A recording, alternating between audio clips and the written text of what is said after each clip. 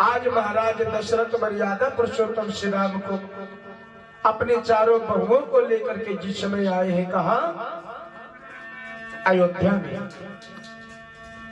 बड़े प्रेम मगन के साथ तीनों रानियों ने बड़ा सम्मान किया कि भाई जिसके घर में एक बहू आती है वो कितना व्यक्ति प्रसन्न होता है। और दशरथ के यहाँ तो चार चार बहुएं आई, चौगुना हर्ष आनंद हुआ। तो बहुओं की आरती उतारने के बाद घर में जब कुशल पूर्वक शाम हुई, शाम को महाराज दशरथ मन में विचार करने लगे कि देवी रानी कौशल्या को समझाने लगे कि अब तुम्हारे ऊपर वो जिम्मेदारी आ गई, बहुत बड़ी जिम्मेदारी। कैसी? बोले सुनो, आज तुम्हारे घर में एक नहीं चार चार बहुएं और रानी, अब तुम्हें बड़ा सोच समझ करके रहना पड़ेगा। तुम्हारा बहू के लिए क्या कर्तव्य है समझा करके बोले, रानी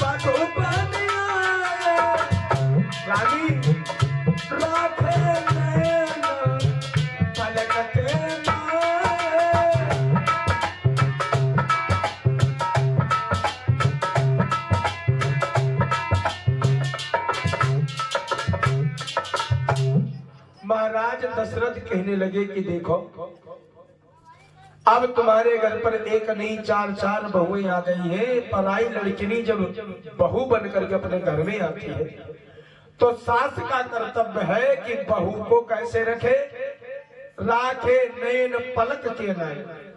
जैसे आंखों की रक्षा करने के लिए पलक हमेशा तत्पर रहते हैं, उसी प्रकार से सास को अपनी बहू का ध्यान रखना चाहिए, हर चीज समझानी चाहिए। कौशल्या कहने लगी, हे श्रीमान,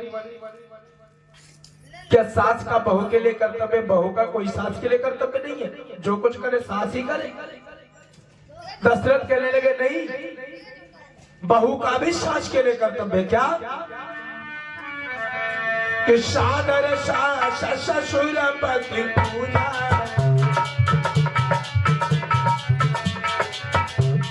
और बहू को चाहिए सादर सास ससुरपति पूजा, सादर सास ससुरपति पूजा, तासे पढ़ के घर में पूजा।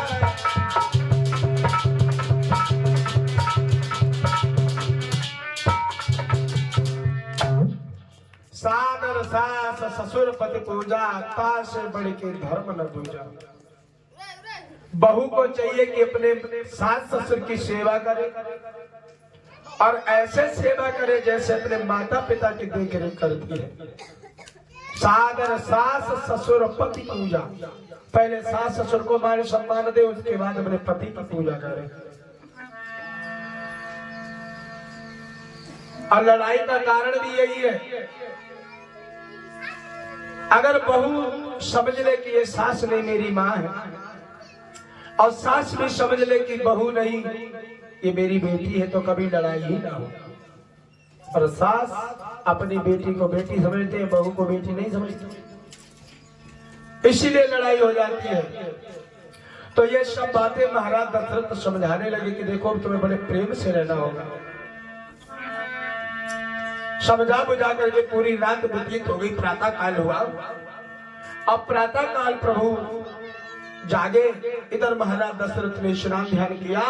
स्नान ध्यान करके जब आए हैं दर्पण के सम्मुख, दर्पण में जब अपना मुख देखा तो क्या देखते ही,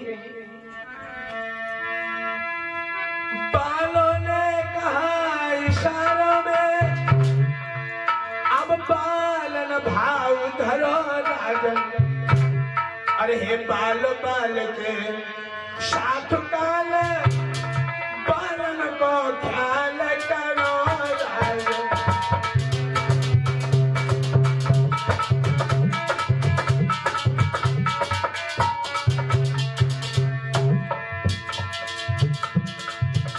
बाल कुछ कान के पास में सफेद देखे दशरथ ने। दशरथ समझ गए कि अब वृद्धावस्था आ गई, बैठी है दुनिया कमर कसे, अब बस चल देगी तैयारी है, जो बिना गई चल देता चल मेरे जिसकी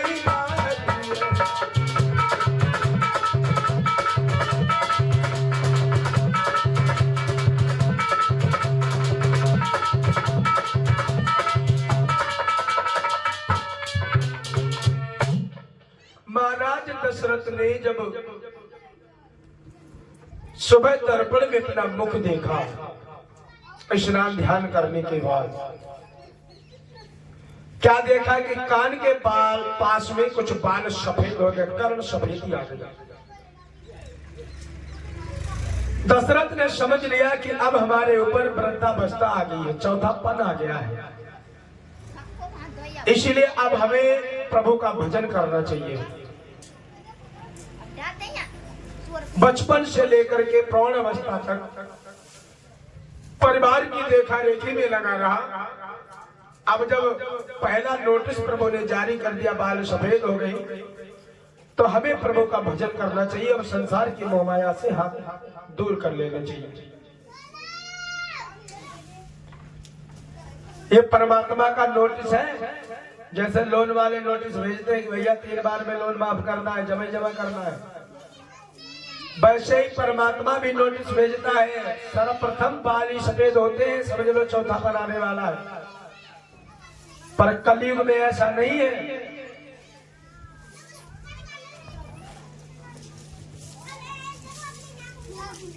यही कहा था भक्ति ने। भक्ति के 2 पुत्र थे, ज्ञान और वैराग्य। तो जब उन्होंने देखा बच्चे छोटे हैं, बूढ़े, उनके बाल अभी सफेद हो गए, कमाई में, बोले ये कली का प्रभाव है, कलयुग का। कलयुग में कोई मेड़ मर्यादा नहीं है। 8-10 साल के लड़के, उनके भी बाल सफेद, कोई 5-6 साल का, उसके भी बाल सफेद। इससे वृद्धावस्था की संकेत नहीं किया जा सकता। पर महाराज दशरथ के कान के पास में कुछ बाल सफेद हो गए। दशरथ ने सोचा कि लाओ, अब हमें प्रभु का भजन करना चाहिए और इस राज्य का भार जो है अपने बेटा को दे देना चाहिए, क्योंकि इंसान को कभी टाइम नहीं मिलता। प्रभु के लिए यही कहता रहता है, कल भजन कर लेंगे, कल भजन कर लेंगे, और कल कभी हुआ ही नहीं है। कल कल करते कल गई और बीत गया सब काल, कल आई कल पड़ी, कल गयो काल के गाल।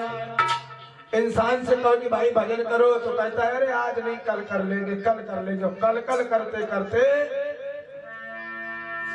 मृत्यु के नजदीक पहुंच जाता है, भजन नहीं कर पाता। इसलिए महाराज दशरथ ने सोचा कि भाई हमारे 4 बेटे हैं, वृद्धावस्था में हमें मिल गए, तो ऐसा करें राम के ऊपर राज डाल दे, राम को राजा बना दे, अच्छा रहेगा। और हम राज्य राम को देने के बाद फिर निसंकोच होकर के प्रभु का भजन करेंगे। यही विचार बना करके महाराज दशरथ अपने राज्य से, अयोध्या से निकल करके कहाँ पहुंचे? गुरु वशिष्ठ के पास। राजमहल को छोड़ के वशिष्ठ के पास पहुंचे राय मशवरा करने। बोले गुरुजी हमारा एक विचार है। वशिष्ठ बोले क्या विचार है? बोले महाराज हम ये चाहते हैं कि अब हमारे ऊपर वृद्धावस्था आ गई है, हम अपने बेटा राम का राज्य तिलक करना चाहते हैं। बोले बड़ा उत्तम विचार है तुम्हारा कि पुत्रों पर डाले राज्य भार महाराज, और राजाओं का है धर्म यही।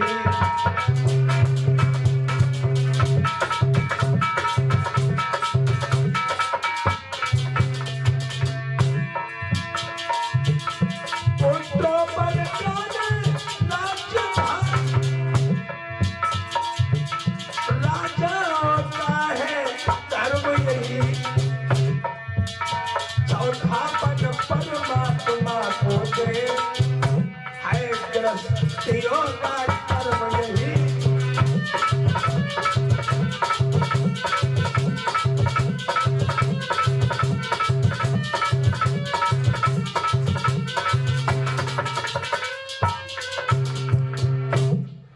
कहने लगे भैया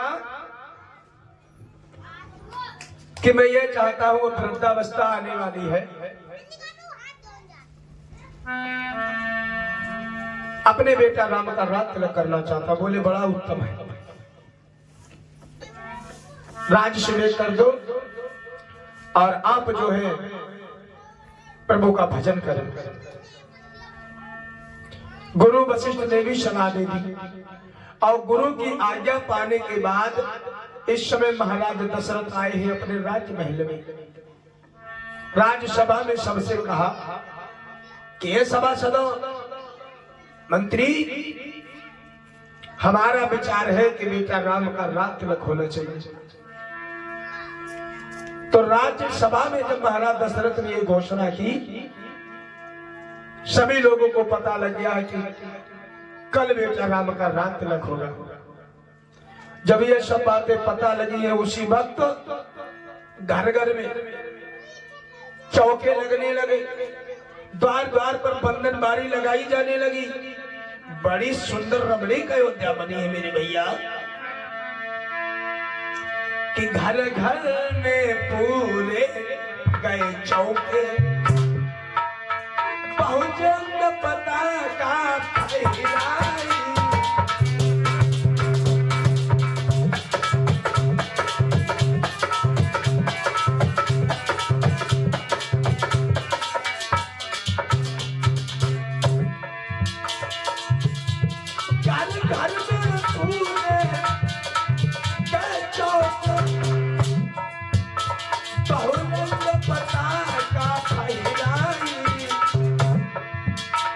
द्वारे द्वारे पर कलश सजे, द्वारे द्वारे पर कलश सजे, फिर बचन बारे लहराई।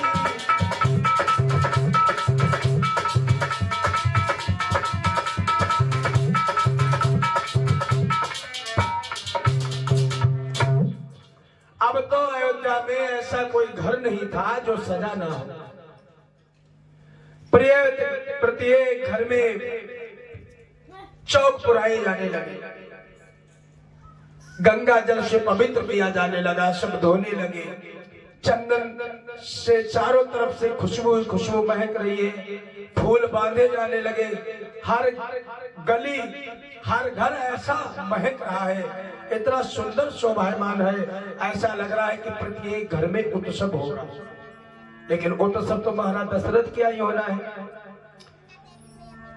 पर सारी अयोध्या बड़ी प्रसन्न है और सबके मन में यही अभिलाषा है कि कल बेटा राम का रात तिलक होगा।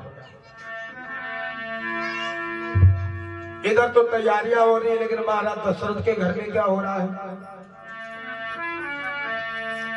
कैकेयी, सुमित्रा, कौशल्या तीनों रानियां बड़ी प्रसन्न है कि हमारे बेटे राम का रात तिलक होगा। और कौशल्या के बेटे हैं राम, लक्ष्मण, शत्रुघ्न, सुमित्रा के हैं, भरत के, कैकेयी के हैं, तो इसलिए तीनों रानियां बड़ी प्रसन्न है। पर तीनों रानियों में जो कैकेयी की दासी थी मंथरा, सब प्रसन्न है, पर मंथरा उदास थी। क्यों थी उदास? सबने बड़े सुंदर सुंदर वस्त्र पहने, आभूषण पहने करके श्रृंगार किया है, बालों को बांधा है और सब श्रृंगार कर रही थी, बैठी थी। उसी समय मंथरा, कैकेयी ने जब अपनी दासी की शक्ल देखी, कैकेयी चौंकी, कहा है ये क्या ये ढंग, राज तिलक है राम का, तू क्यों है बदरंग। कैकेयी कहने लगी, दासी एक बात बता, आज हमारे बेटे राम का रात तिलक होगा, हम सब लोग कितने अच्छे हैं, कितने मगन है, कितने खुश है। हम लोगों ने स्नान ध्यान करके नए नए सब वस्त्र पहने हैं, बाल बांधे हुए हैं, और तू ये पागलों के भांति घूम रही है। ये क्या है दासी?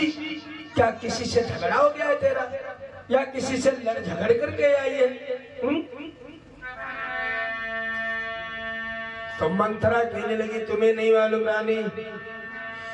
बोली देखो सो सही, घर घर में धूम, राज तिलक है राम का, तुम्हें नहीं मालूम। मंथरा से कहने लगी कि कल राम का रात तिलक होगा, तुम ऐसे घूम रही हो बाल बिखेरे हुए, क्या तुम्हें पता नहीं है कल बेटा राम का रात तिलक होगा?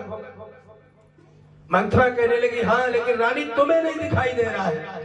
बोले क्या बात?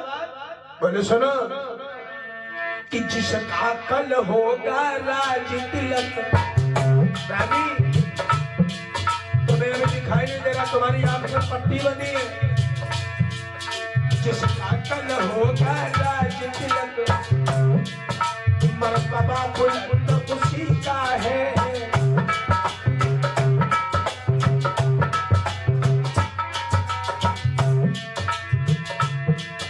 राजा जी जिसे चाहते हैं, रानी राजा जी जिसे चाहते हैं, रानी ये फल खुशी का है।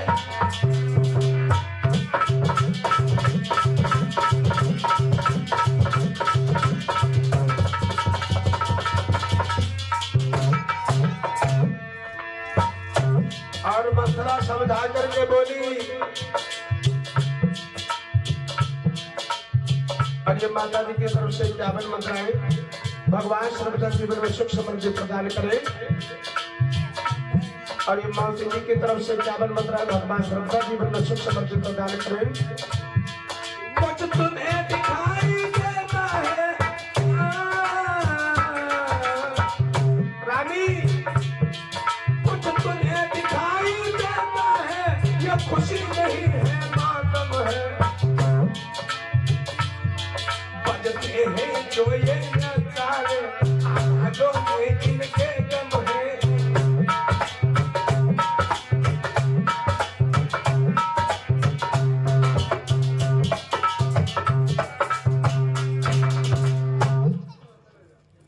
एकदम से कहने लगी, रानी तुम्हें नहीं मालूम, जितना तुम आज सुखी हो ना कि बेटा राम का रात तिलक होगा, पर तुम्हें नहीं दिखाई दे रहा है कि महाराज दशरथ की चालूगिरी देखो। पहले कहा था कि तुम्हारे बेटा का राज्य करेंगे, और आज दशरथ क्या कर रहे हैं? कौशल्या के बेटे राम का रात तिलक कर रहे हैं। तुम्हें दिखाई नहीं दे रहा है?